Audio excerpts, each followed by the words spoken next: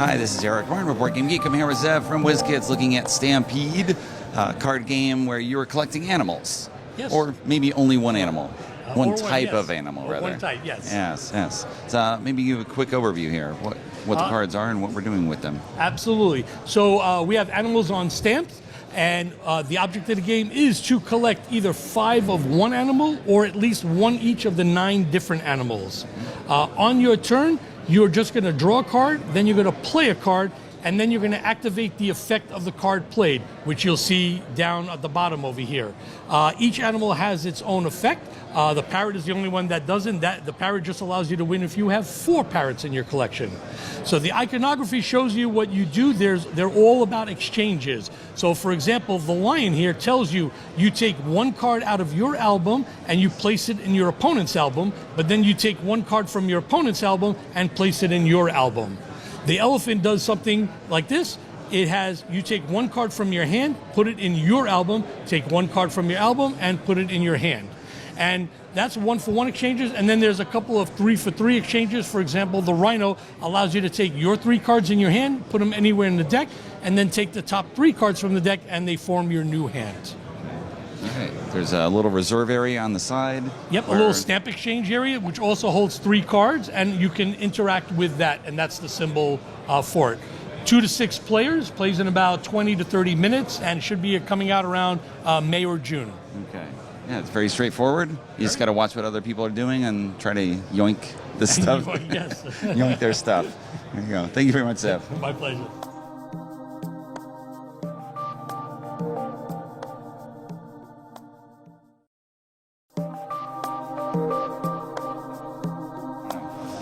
Hi, this is Eric Martin, Report Game Geek. I'm here with Zev Schlesinger from WizKids, looking at a mock-up. This is not a final production copy of Last Second Quest, but a game coming in 2020 from WizKids. So hope you could show us how it plays.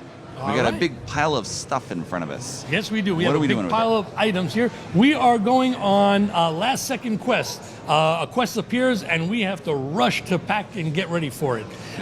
We have currently a chest to work with. The game also comes with horse saddlebags, backpacks, and a cart.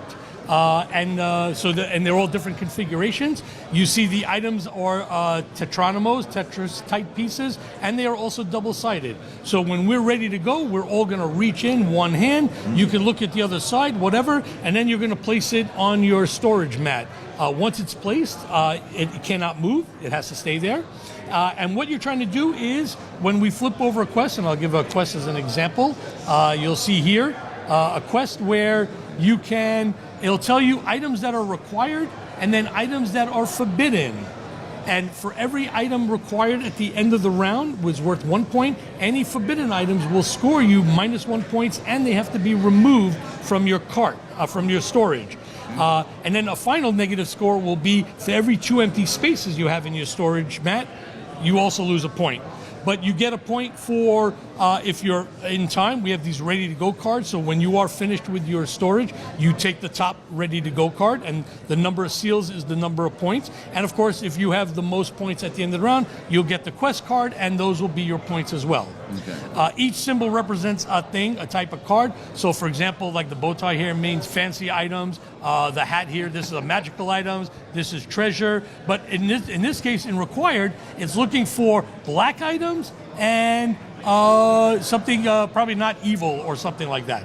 I have to look at the graphics for the icons. But the other thing is this: you have to be prepared to defend your choices. So for example, let's say there was a weapon that was required in the game, and I put a shovel, and I say, okay, I have a shovel, that's a weapon, it's worth 1 point. Anybody, of course, can argue and say, wait, a shovel is not a weapon, it's a tool. And I say, well, if I hit you over the head with it, I can kill you, so I think it's a weapon. So we can have a nice debate about it, and then when we're done, the whole table votes, and majority will determine what it is, whether it will be considered a tool or considered a weapon.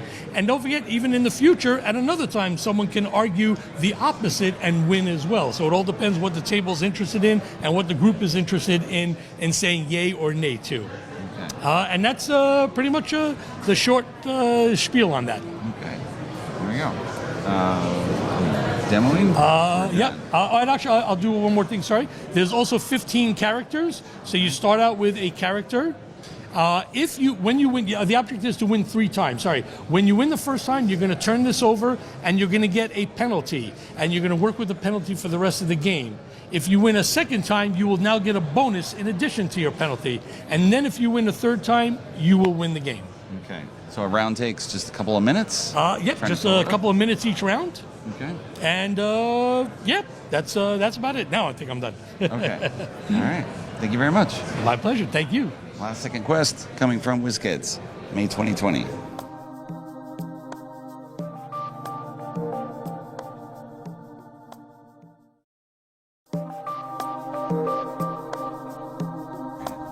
Hi, this is Eric Martin, Board Game Geek. I'm here with Eric Myers from WizKids, looking at Blade Runner 2049, designed by Travis Chance and Jesse Wright. Or what are we doing in this game? It's interesting to see a game based on this movie with a long sequel, which it's interesting to see the sort of the arc of a movie title and games that derive from that. Well, if you're a fan of Blade Runner 2049, this is the perfect game because it's a kind of logic deduction puzzle where you're playing as a Blade Runner trying to figure out who the replicant is. All right. But the replicant might be you, and you might not know it. Okay. So it starts out as kind of that tricky logic puzzle, but it kind of becomes a social deduction game. Because if you find out you're the replicant, suddenly you've got to figure out how to escape. But if you figure out that someone else is, suddenly you've got to try to collect evidence and track them down. All right. Exactly. So everyone starts out with one evidence card that's an innocence card. It plays 3 to 6, so we're going to have kind of a ghost third player. So you can look at your own evidence card whenever, and you know that person is not the replicant. Okay. Amongst these cards, every character has 2 cards of their color, but the replicant has 3. So once you figure out who's got 3 cards, you know who the replicant is, and you can try to catch them. Okay.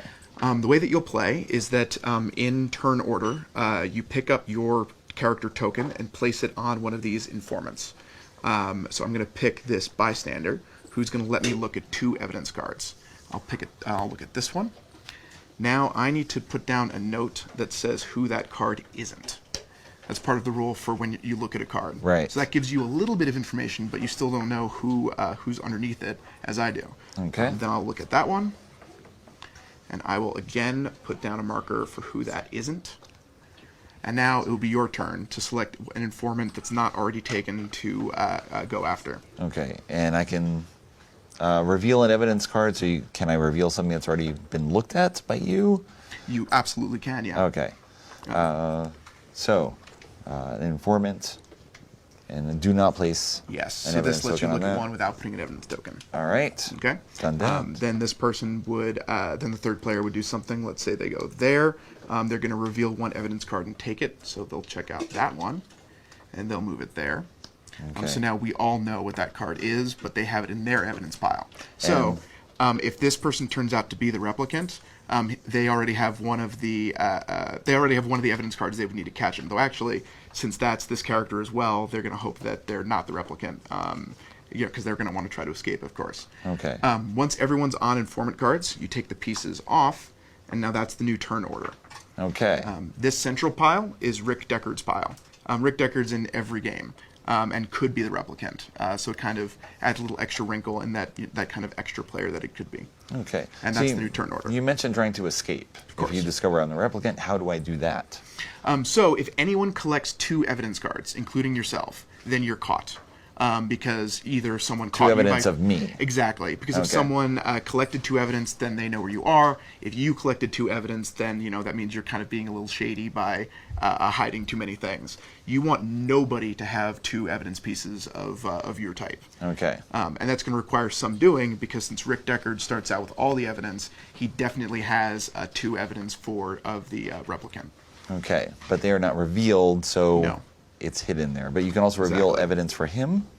Well, you can reveal evidence in his case file. Okay. Whenever a evidence card has 3 marks on it for what it isn't, it's automatically revealed. Okay. And also things get revealed from the various informant abilities. Okay, so if I look at this again, then I could put this token on it. If that Exactly. were true, Exactly. And we go on. And then from if there. someone else does, it would be revealed for everyone. Okay. So again, it's like that logic puzzle. You'll figure out eventually who's got 2 cards versus who has 3 through process of elimination or just memory, and then you'll be able to catch that replicant or try to escape. All right. Thank you very much, Eric. Overview of Blade Runner 2049, I believe, out now. It's coming out in soon. April. April 2020 from WizKids. Thank you very much. Thank you.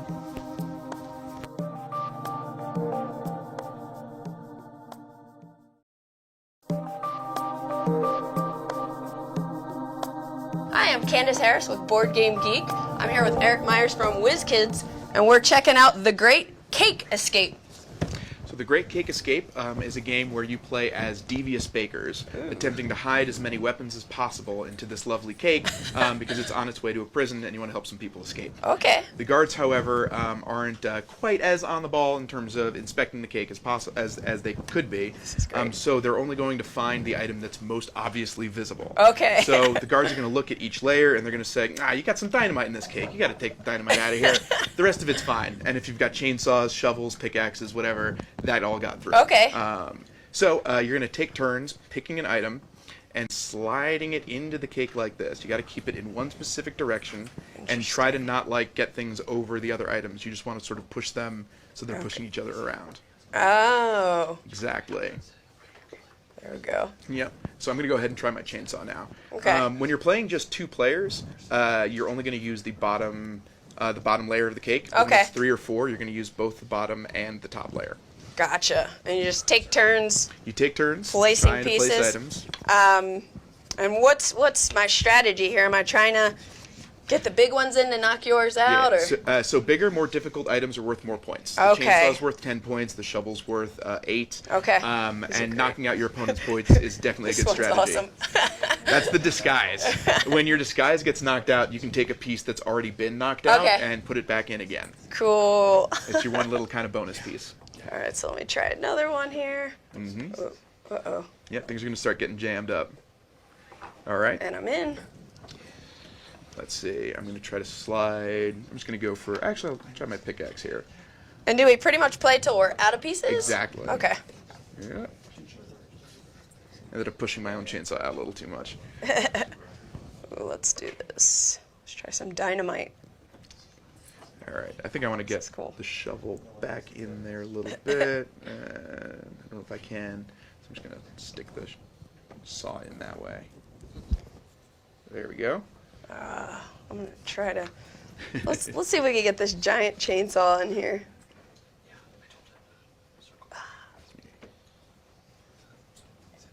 This is a crazy game. All right. Let me go for my dynamite now. This cake looks delicious. There we go. Okay. And how long does it typically take to play? Like, do we just do Takes one about 10 round? minutes. Yeah, it's just like, one round. this is- It's a real quick game. Okay. I'm going to slide my disguise in there now. All right. Yep. That's as far. So you want to only push it in one direction. So since I can't get it any further than that, then it's stuck right there. Okay. Ooh. Done. Somehow my chainsaw is staying put, and that makes me happy. All right, so I can't get that any further, so this one's just going to fall. Okay. Which means I can no longer put it in the cake. All right. Let's see. Got one more in.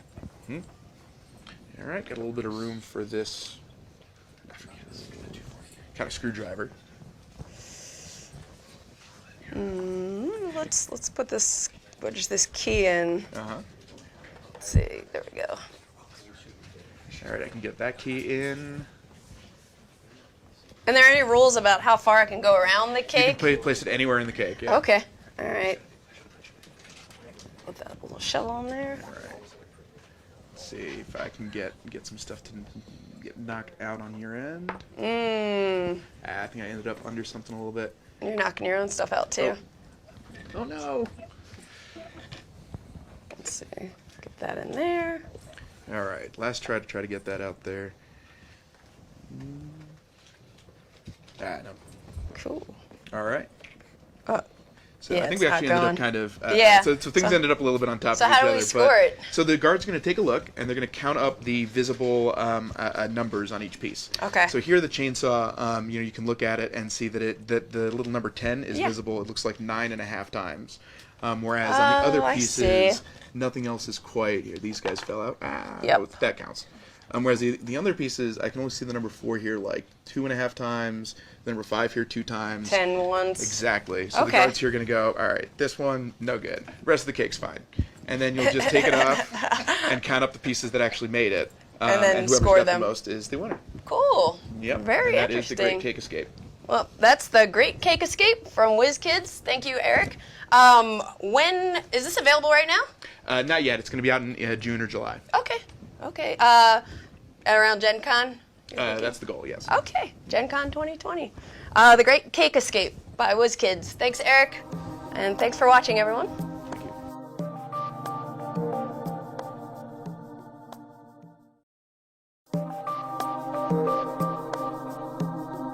Hi, I'm Candace Harris here with Board Game Geek. I am with Eric Myers from WizKids checking out WWE Cage Battle.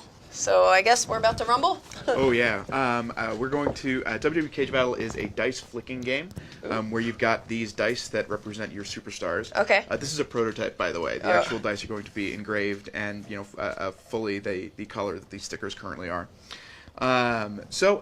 Basically, what you're trying to do is knock out your opponents or stun them. Okay. In order to win the game. The last person standing wins the round. First person to win 3 rounds wins the game. Okay. The way you knock someone out, again, is you either get their dice on the stun side, which you can knock them on that side, or they might end up there themselves, or you knock them into one of these holes at the edges of the ring. All right. And also, in the final game, the ring is going to have a WWE logo and look like the inside of the ring. Very cool. You can see the sides have kind of the cage on them, so it's going to really get that nice kind of immersive effect as you're using dice in place of your superstars. So first thing you're going to do is take a die, put it on the midpoint of the ropes. Okay, so we just pick one of the superstars? Yep, and flick it in. We're going to take turns doing them until all the superstars are in the ring. Oh, okay. So I'll start with the rock. Sounds good. Sorry, where was it? I flicked Yep, from here? any one of the 4 midpoints. Okay. Yep. And I want to try to knock yours out or stun you. For the first time that you're entering the ring, you have to bounce off one of the sides before you can actually knock someone out. Gotcha. Yeah, So that's let's just try as you're that. entering the ring. All right, the rock's in the ring. Perfect. All right, gonna add Roman Reigns. Okay. Maybe I'll put Alexa Bliss in here. She looks pretty tough. I'll go off the Alrighty. side there. Let's see if I can get some. Okay. Okay. Are we doing a 2-player game right now, and Yes, you would this play is a with 2-player game. 4 superstars each? Exactly. So in Okay. a standard 2-player game, you each play with 4 superstars. Okay. The game plays up to 4, so you can get really big teams. There's also a few variants, like if you want to play as if you only have 1 superstar. Yeah. You pick that superstar, and you kind of say that the other dice all represent the same superstar. Cool. Flick.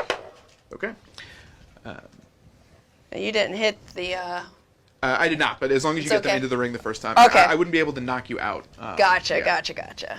Okay. So this is Becky Lynch is coming in. Oof. Great. So now we're going to take turns kind of selecting your dice. You can't select a die that's stunned. Okay.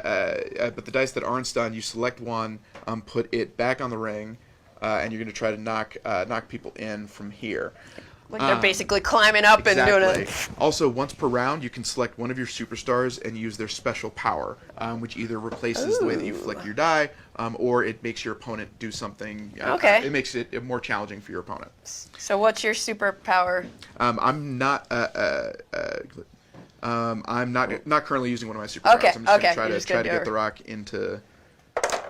So close. And the rock is stunned, so I can't Yeah, rock's use still him. stunned, so you can't pick him up. Maybe I'll try Alexa Bliss again. All right. So you pick her up. And so maybe I'll try to either make one of yours stunned or knock him into the corner, right? Yeah, so her special face was showing. So each die has some like normal sides, the stun side, and then their special unique side. Okay, That means you can place her anywhere on the rings when you before flicking. Oh, cool. Okay. I'm gonna try. Is this Roman Reigns is yours? Yeah, Roman Reigns is one of mine. Macho Man Randy So is Savage Kofi. is mine. What about this one? That's you. Kofi. You That's have all one of mine, yeah. Okay, I'm gonna go for Kofi. You're going down, Kofi. Ooh. So John, can you pass me my wrestler, please? when you knock your when you flick your superstar all the way out of the cage, Yeah. that means that they've out. they're They're out out. of the arena and they're out for the rest of the round. Yeah. Do I get another turn? You do not. that was a flag. Don't do that. So I'm gonna try Asuka. Even though Okay. The Rock is stunned, you could use his ability if Okay. you wanted, which actually would happen on my turn. And what his ability, when So- flicking, your opponent must use their pinky. Yes. Exactly. I'm using my rock ability. All right, so let's see how I do with that. Not super accurate, Not but bad. I did get it there. Now it's your turn. Let's see who I can use that isn't stunned. They're all stunned. Oh, if all of your characters are stunned, Randy, let's see.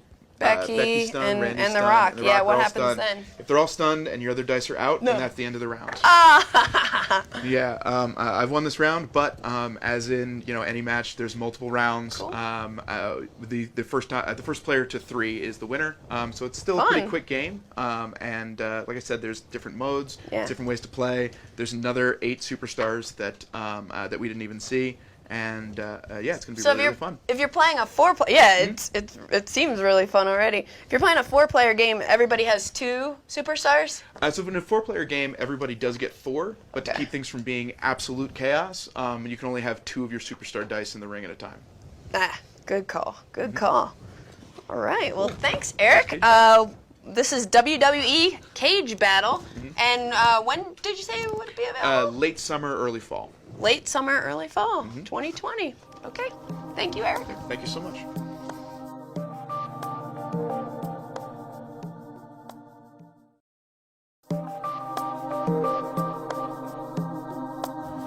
Hi, my name is Beth Hiley here for Board Game Geek, and I'm sitting down with David Duperret from Tiki Editions, and you brought us El Maestro. El Maestro. You know air guitar? Yes. It's an air drawing game. It's really an air drawing game. The principle is it's pretty simple. Imagine a Pictionary, but with only it's a picture hair, if I can say that. The principle is that. Each round you have a maestro, one of us, who has its little desk like that. I don't know the English word for that. No, for the magician, let's say a desk. Yeah, his stand. His stand. And on this stand, he has a card. You have 140 art from level 1 to level 3, from simple to not simple at all. As you can see, an art card is composed with simple shapes. And the role of the maestro is to communicate what he sees to the other player, who will write on their drawing sheet what the maestro is air drawing. Yes, because the maestro only has his finger to draw what he sees. He has his finger to make gestures and signals to help to assemble the shapes correctly. Let's say, if I see the picture, I do that. It means that the next shape I will place will be relating to the frame of it's like the 2 opposite corners Of your card, yeah. Yes, if I do that, I do frame. And then if I do like that, you place a little circle here. But if I frame and I do, you place a big square. Yeah. Okay, let's try it. Okay. I do that. Yeah. And you draw that. Tick, tick, tick. So You draw okay, that. So I'm on going to your- say like yes, something like that. so. And then I say, okay, stick on the top of put on the top of the last shape. You put that. I try it. Yeah, try it, yeah, On the top of the last shape, do that. Try it. Okay.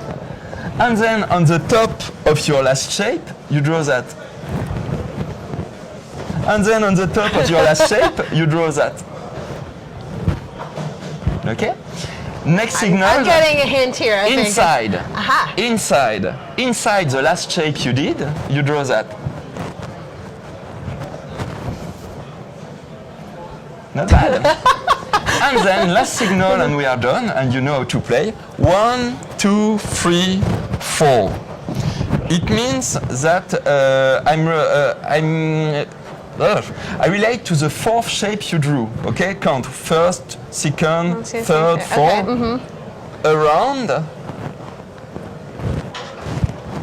That makes sense. Okay. Yep. And so we'll show on the overhead that Yes, that is and at the bottom, yes, that I am. You can see that you have two interrogation mark to the two rectangle here. You will write two words that could fit with your. So do Okay, write two things. I wrote mine upside down, Okay. but okay, so we'll say. It's not a problem. Flower, Flower, and you say. and we'll say pot. Okay, and then I reveal to everybody reveal his drawing. I was very close. I just didn't have Yes, little. I reveal the original. eyes. Yes. Here, we'll even go side by for side. the scoring, it's very simple. You have 2 points for one player, 1 point to another drawing, I think it's correct. And each word worth 1 point if I say it's okay, pot it's okay, flower it's okay, or because another player writes the same word. Let's say, I explain. Let's say I try to air draw a ship. And I'm very bad at it. And I draw some things, you draw some things that looks like a robot. You write robot and he writes robot too. Robot worth 1 point because it's not your fault. I badly air drew and you had some things that looks like a robot, so it was 1 point. And you know how to play El Maestro. I love it. That's fantastic. And I was going to say you have a little helper sheet here to help with those few signals. The signals are very simple, relating to the frame, on the top, on the bottom, inside, outside, 1, 2, 3, do it that. There you go. That's everything you need to know. Yeah. So if you guys want to check that out, that is El Maestro, which is from Tiki Editions. And David, thank you again. Thank you very much.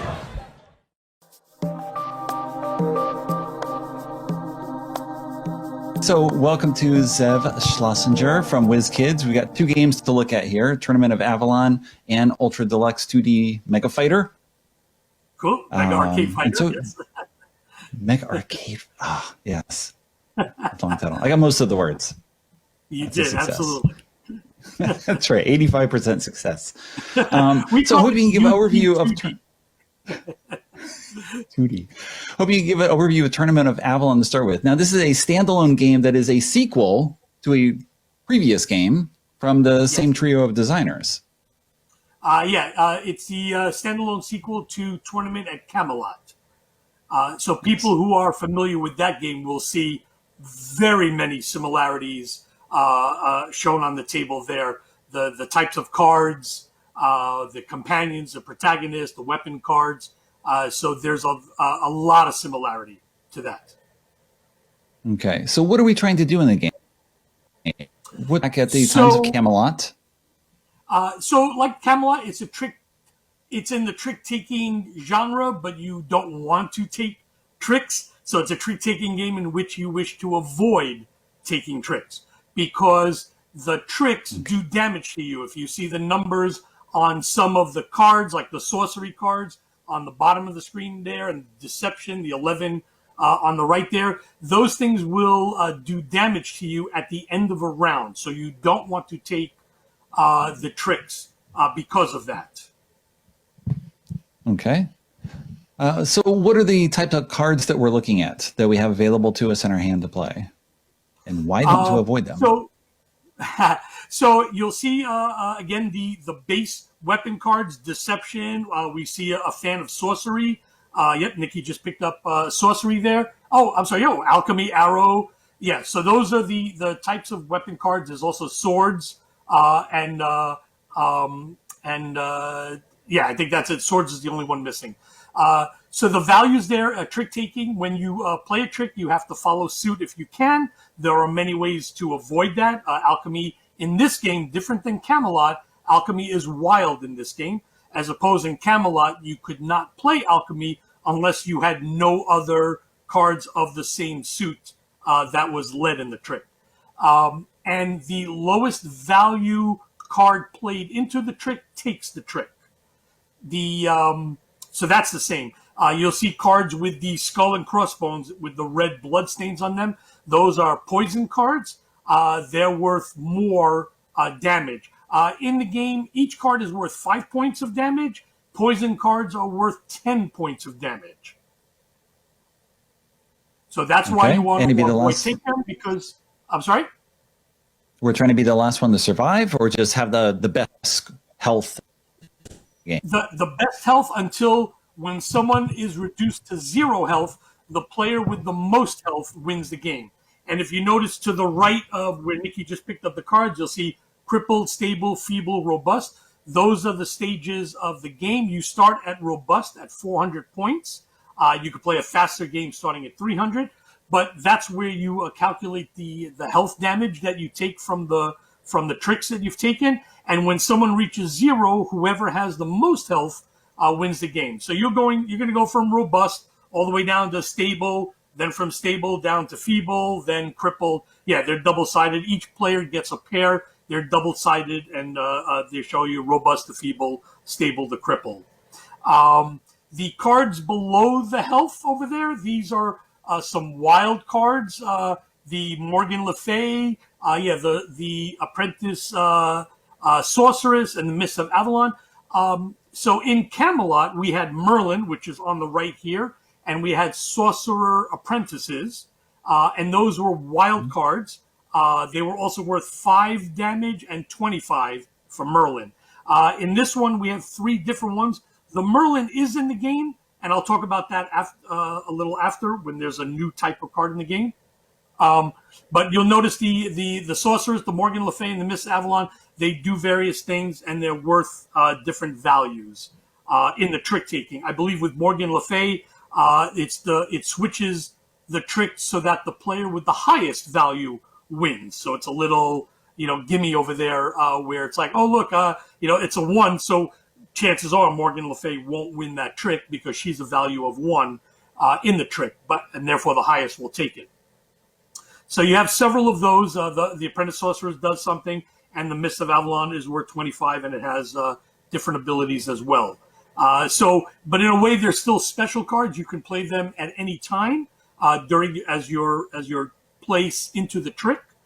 Similar again to Camelot's Merlin and the Sorcerer Apprentices.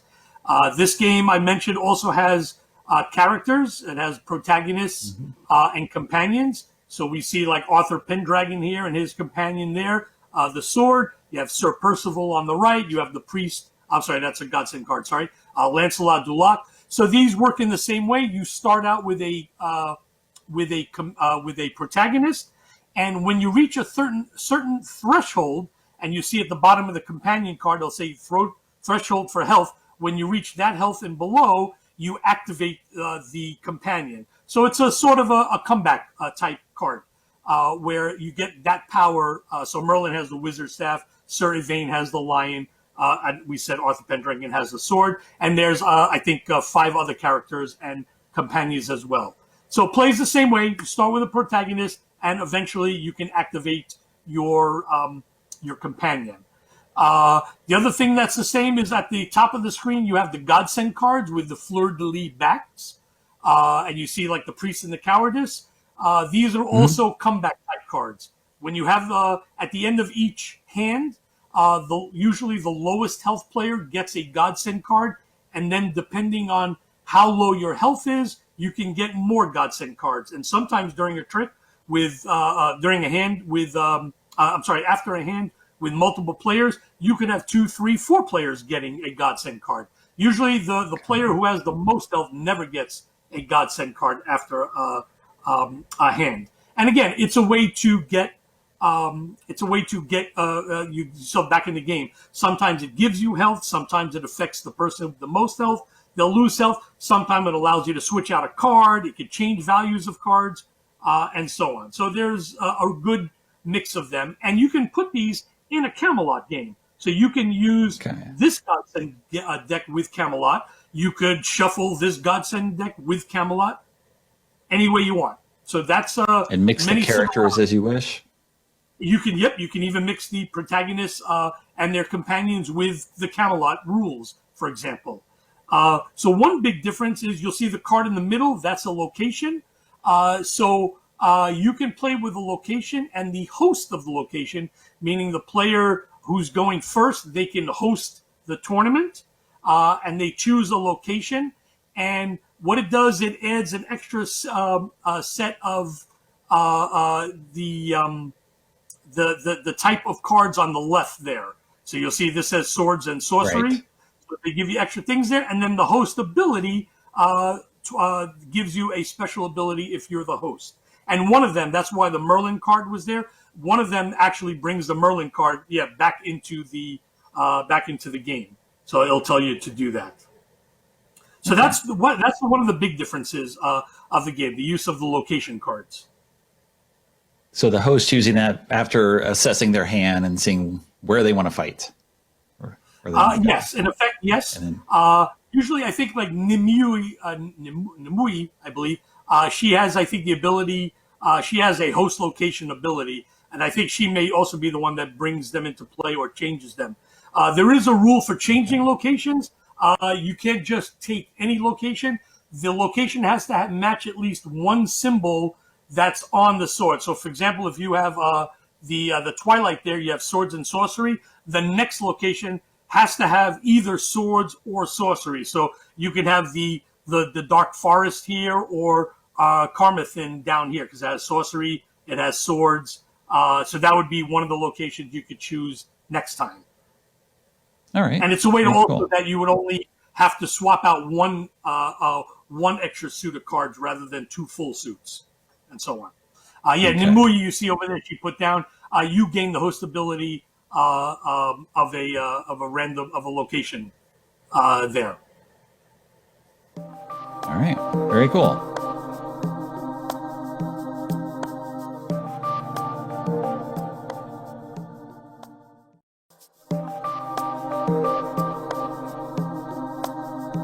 Maybe switch over now?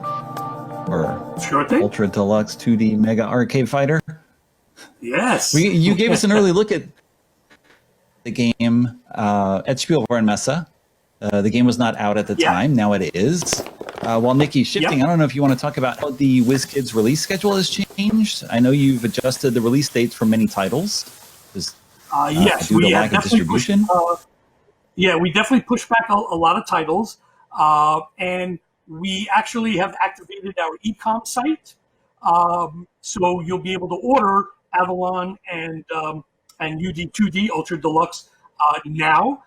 It's sort of like an early release special for BGG. But yeah, it made it hard to release things, and obviously con premieres is difficult without cons, without the physical cons. So we're slowly doing that. We figured, we wanna, even though we absolutely support retailers consistently and constantly, this is a shifting business because of what's going on. So we're just offering, some other ways to get some games out there until, everything starts opening up more. But it's limited, right? A lot of distributor warehouses were closed. We had some in our warehouse. So it's tough, but we've opened up our e-com for at least these two games and a few others. Okay. And are they starting to be distributed in stores? We had someone asking about distribution in the UK. I don't know if that's typical for WizKids. I think the distributors are open and start taking orders. Absolutely. We'll start sending stuff out as we have them. We don't want to release like all the board games at once, like everybody else might and stuff, because it'll be just too much. So it'll be a few games here and there. And again, we've spread out the releases over the next few months and probably more into fall and early winter 2020. And certainly a lot of games have been pushed back to 2021. Okay. And do you have a UK distribution or no? Absolutely. Yeah, we have Devium or Asmodee UK does it. We use Blackfire in Germany. So we have several distributors serving Europe. Absolutely. Okay, excellent. Oh, now we got an early look at this game. Now it's out. Yes. Review. It's a fighting game. Yes, like an arcade combat game. Yes. Yes, in which you represent a number of different crazy characters. This one is more the 3 versus 3. Yeah, so it's not a single fighter versus single fighter. It's a team of 3 versus 3. There are 15 fighters in the game, and you will be able to draft a team of 3. Yes, we definitely went for the humor. Hopefully people do find it funny. You'll see some of them, even though some of them are upside down. You have like Amoeba Bandita, the Frankfurterer, Sergeant Giggles, the Mecha Pope, Count Bloodbeard. So a lot of it is for the humor, not only in the name, also in their attacks and their abilities. We double down on the humor there as well. You have the Cyclopticus. Cycloptopus, Sharkfist. I happen to really love up there in the top left after Lolly. Sharkfist. He has a shark tied to his arm there, so that's Sharkfist. So yeah, some of the art as well, just playing fun. The Pogorilla, as you can see there. Yeah. So we have 15 different fighters, and it's a 2-player game where each player fields 3 fighters. One will be your frontline fighter. The other 2 become your sideline fighters. And normally when you attack, you damage your opponent's frontline fighter, but there are abilities that can affect sideline fighters. Plus you can swap using an action or swap tokens. You can use actions to swap your frontline fighter with a sideline fighter and continue a combo, for example, to max out your damage there. What Nikki flipped over there were we call button cards. So you'll see you have blue buttons, red buttons, yellow buttons. And if you notice on some of the fighters, like if you look at Sharkfist, for example, his first attack there requires blue. So you have 3 actions in a turn. One of them is start a combo, and that means playing 2 cards in order to activate an attack. You could string a combo, and what that means is you could play 1 card, and as long as it so if you look if I still have Sharkfist, if I play blue, I can do his first attack, but then I can do I'll do a string combo, and all I have to do is play a red card, and then I can attack with his second attack, because if you notice it starts with a blue, and I would have it there, and then I'm adding the red. Right. So by playing only 3 cards rather than 4, I was able to do 2 attacks, for example. Okay. Otherwise, you can just choose any of the 3. Yes, you could choose any of the 3. Yeah, you could do an ultimate attack if you wish, using the yellow line, and it usually costs you super tokens, which are those stars. I'm like pointing at the screen like you could see me doing that. The yellow, like everyone knows where I'm pointing. Like the yellow lines are the ultimate attacks. Those are they also require 2 buttons, but usually an expenditure of stars, and they do more funkier type of attacks or more damage. But yeah, you could start with that, absolutely. But one of the cool tricks you can do, and this is where the drafting sort of helps out, is, for example, let's say I want to do the blue Sharkfist first attack, but maybe I don't have a red card, but I have Lali, and she has a blue-yellow attack or another blue-blue attack, so I can use an action to swap her to the front line and then string combo off of my first 2 cards and now play a yellow card or another blue card and then do either her first or second attack, for example. All right. Sounds good. 3 actions on a turn. 3 actions on a turn. Every fighter has 3 different attacks. They also have 2 abilities, which are color-coded. Green usually means you have to be there. It's a passive ability, and sometimes you have to be on the front line. Purple is can be triggered during an opponent's turn, and blue is triggered on your turn. And they usually cost super tokens. And super tokens can be gotten by an action. You can do a taunt action to gain some super tokens. And then there are other ways to get some abilities or attack effects will allow you to gain a super token or more after performing the attack. The button cards also have shields. You'll see some of them. So those are blocks. Those are incoming. Those are blocks that can be used to help prevent attacks. Actually, that's one thing. When you attack an opponent, if they take damage, they get a super token as a compensation. But usually, if you play a block card, that prevents you from taking a super token.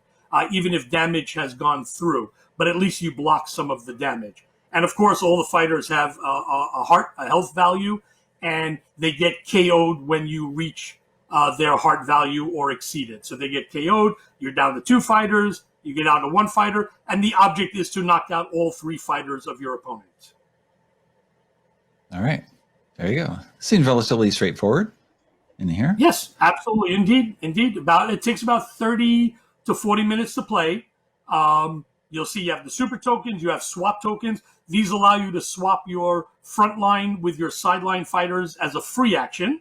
They also allow you, I believe, you could expend either a super token or something, because you could draw extra cards on your turn, and the expenditure of a super token, I believe, allows you to draw an extra card, and I believe a swap token can be used as a block. And then the other tokens on the bottom there are damage markers that you place on the fighters. Okay. Well, super. Thanks for the overview of those 2 games. No, we have a few extra minutes. I don't know if you have more to say about that game, or move on to other questions.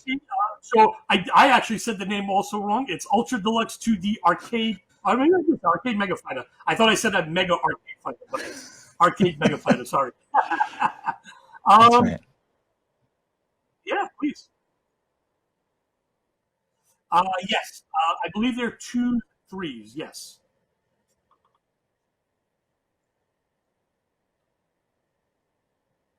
Correct. So the one with the 2 colors. Yes, with the 2 colors, you orient them as to the color you wish. So that one, the 2 that you put down, or that one that's blue, that could be red or yellow. The other one could be played as a red button or a blue button.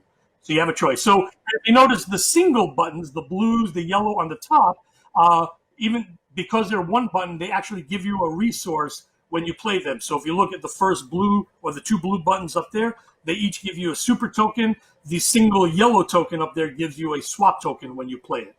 So a single button gives you a resource. The 2 color just gives you the option of the 2. And then, of course, the block button gives you the option to play as an attack button or as a block. Correct. That's what you would do. So when you play it, you just orient it down with how you wish to play it. All right. Yeah, that's it. Like you said, it's actually straightforward. Okay. Someone, Rick Brett, just commenting, been a Zev fan since the Shadow Fist days. Sweet. All right.